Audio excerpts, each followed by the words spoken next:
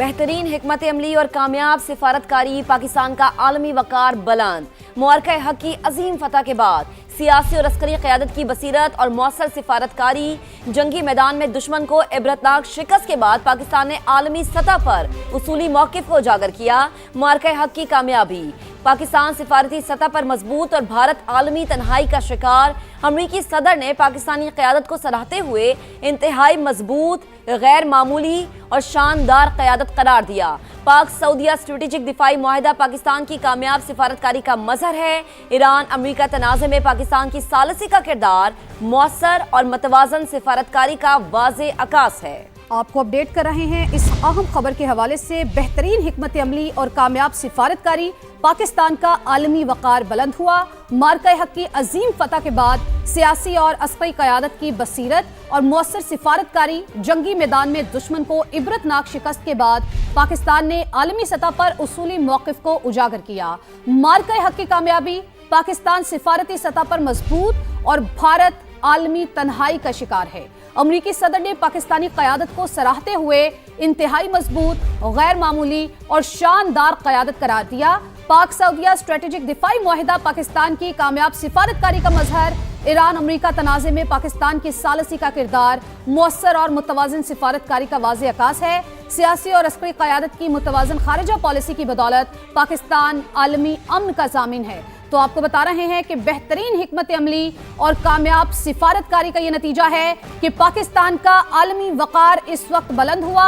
मार्का हक की अजीम फतह के बाद सियासी और अस्करी क़यादत की बसीरत और मौसर सिफारतकारी जंगी मैदान में दुश्मन को इबरतनाक शिकस्त के बाद पाकिस्तान ने आलमी सतह पर उसूली मौक़िफ़ को उजागर किया।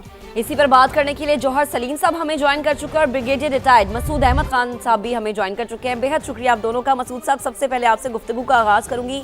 पाकिस्तान में जो अमरीकी वफ्द या ईरानी वफ्द तो आ चुका है और अमरीकी वफ्द ने आना है, इस पर भी हम डिस्कशन करेंगे, लेकिन सबसे पहले जो पाकिस्तान का तशख़्ख़ुस पूरी दुनिया में उजागर हुआ है, बेहतरीन हमारी सिफारतकारी रही है, ऐसे मामले को हमने हल करवाने की कोशिश की है कि दुनिया शायद इस मामले में पड़ने से डर रही थी। चीन को भी देखा, रूस को भी देखा, सऊदी अरब को भी हमने देखा, फिर मार्का हक को 1 साल हो गया है और ये जो फतह हमें नसीब हुई है ये किसी किसी के हिस्से में आती है। क्या कहेंगे आप ब्रिगेडियर साहब? ये बहुत शुक्रिया। देखें मेरा ख्याल में मार्के हक और बुनियाद में मखसूस, मैं तो कहता हूँ it has change the dynamics in south Asia नहीं तो वेस्ट एशिया में, एशिया के अंदर। और टोटली देखें दी सो कॉल इंडिया जो यहाँ पे नेट सिक्योरिटी प्रोवाइडर था, एक बदमाश माना जाता था, क्वाड का मेंबर था और वो समझते थे दैट्स वाई इसको एशिया पैसिफिक को इंडो पैसिफिक का नाम दिया गया था बिकॉज ऑफ इंडिया।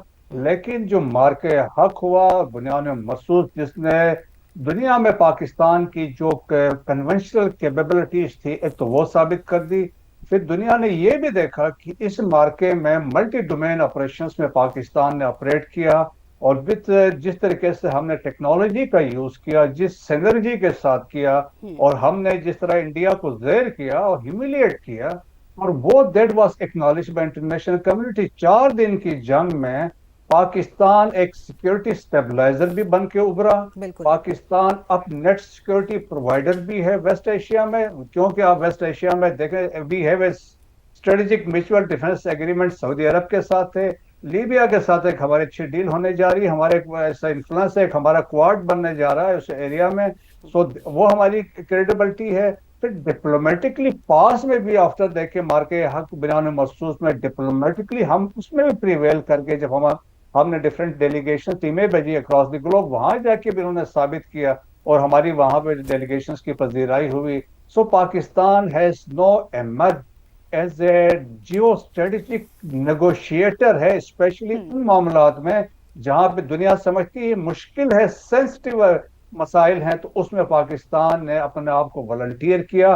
और ऐसे 2 दुश्मन है जो आर्च आप कहें दुश्मन एक दूसरे को जो नफरत करते थे, उनको लाके टेबल पे बिठाया और जिस तरीके से एक पॉजिटिव डेवलपमेंट की एक प्लेटफॉर्म दिया हमने कहा कि आप बैठ के एक वैल्यू भी हमने प्रोवाइड किया। एंड देन वी इनिशियली हमने मैसेंजर के भी एक्टिव रोल किया और हमने इसके फैसिलिटेटर भी बने। अब now we are as a mediator.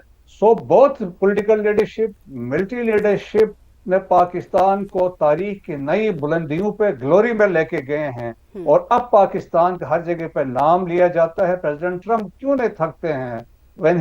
جب بھی کئی بات ہوتی ہے always spoke very high of the leadership in Pakistan.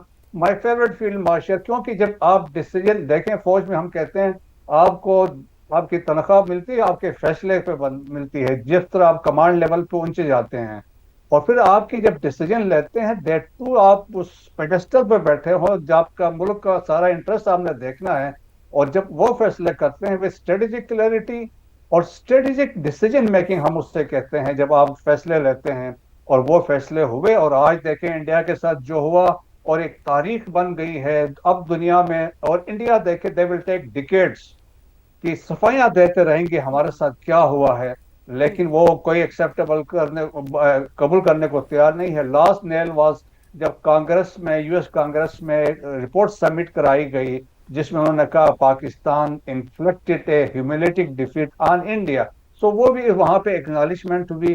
اور سملرلی آپ یہ بھی دیکھیں کہ ہم نے افغانستان کے معاملے میں، اور اس میں بھی ہماری پالیسی میں فیلڈ مارشل عاصم منیر نے بڑی کلیئرٹی دی کہ انہوں نے یہ کہا اسٹیٹس کو کوئی باتیں نہیں ہوگی، کوئی بائے بندی کی باتیں نہیں ہیں. پاکستان نے اپنی سورنٹی کو، ٹیریٹوریل انٹیگریٹی کو ایٹ آل کاسٹ پروٹیکٹ کرنا ہے. سو دیٹس وائی ابھی آپ دیکھیں کہ پہلے یہ ہوتا تھا کہ یار چلو ٹھیک ہے خیر ہے، اگنور کر دیتے تھے، اب ایسا نہیں ہے. آپ نے جو ڈیسیجن لیے ہیں وہ بھی امپلیمنٹ ہو رہے ہیں، اینڈ غضب للحق جو ہے اس سلسلے میں ایک کڑی ہے، اور وہ ابھی تک جاری ہے. بالکل مسعود صاحب، ایک کڑی ہے وہ جاری ہے. دشمن نے جتنی بھی چالیں چلی تھی وہ تو ساری الٹی پڑتی ہوئے ہمیں دکھائی دے رہی ہیں، اور پاکستان نے مؤثر سفارتکاری اور شاندار ملٹری ڈپلومیسی سے اقوام عالم میں اپنے اثر و رسوخ اور طاقت کا لوہا منوایا ہے. جوہر صاحب، میں آپ کی طرف آؤں گی. اب پاکستان جو ہے وہ اس وقت پوری دنیا جو ہے وہ پاکستان کو دیکھ رہی ہے، اور پاکستان کی کاوشوں کوششوں کو پوری دنیا میں سراہا جا رہا ہے. چونکہ یہ دو ایسے ممالک ہیں جن میں ٹرسٹ ڈیفیسٹ جو ہے ہم نے بہت زیادہ دیکھا ہے، اور ابھی تک سٹل چلتا آ رہا ہے، لیکن پاکستان پر دونوں ممالک جو ہیں وہ ٹرسٹ کرتے ہوئے دکھائی دے رہے ہیں. تو کیا ہم پاکستان کی ڈپلومیسی کو ایک رسک مینج انگیجمنٹ کہہ سکتے ہیں، جہاں پر دونوں سائڈز کے ساتھ انگیج بھی پاکستان کر رہا ہے مگر کسی کیمپ میں وہ فلی الائن بھی نہیں ہے؟ جی بالکل، پاکستان تو ایک آنیسٹ فیسیلیٹیٹر کا رول اس وقت اور جتنی بریلینٹ ڈپلومیسی پاکستان نے کی ہے، ظاہر ہے کہ اس کو تو پوری دنیا نے اس کو سراہا بھی ہے، اس کی توصیف ہو رہی ہے ہر جگہ سے. لیکن یہ کوئی آسان کام نہیں ہے. دیکھیے بہت بڑی ذمہ داری بھی ہے، اور بالکل جس طرح آپ نے کہا کہ اتنی زیادہ جو ٹرسٹ ڈیفیسٹ ہے ان دونوں فریقوں میں، بلکہ اس میں تو 2 سے زیادہ فریق ہیں، تو ان کو جو ہے پھر مذاکرات کی میز پہ لانا، پہلے ایک بار بالکل ایک تباہی کے دہانے سے، اور پھر اس کے بعد دوسری بار. لیکن اب یہ ظاہر ہے کہ آسان نہیں ہے، ذمہ داری بھی ہے، اور پھر یہ کہ کیونکہ دونوں فریق ابھی تک جو ہیں وہ شاید ان کی پوزیشنز بھی اتنی واضح نہیں ہیں. اب دیکھیں نا، ایران کی سائڈ سے تو ابھی بھی جس طرح کے بیانات آ رہے ہیں، تو وہ پھر وہی بات ہو جاتی ہے کہ خوب پردہ ہے کہ چلمن سے لگے بیٹھے ہیں، صاف چھپتے بھی نہیں، سامنے آتے بھی نہیں.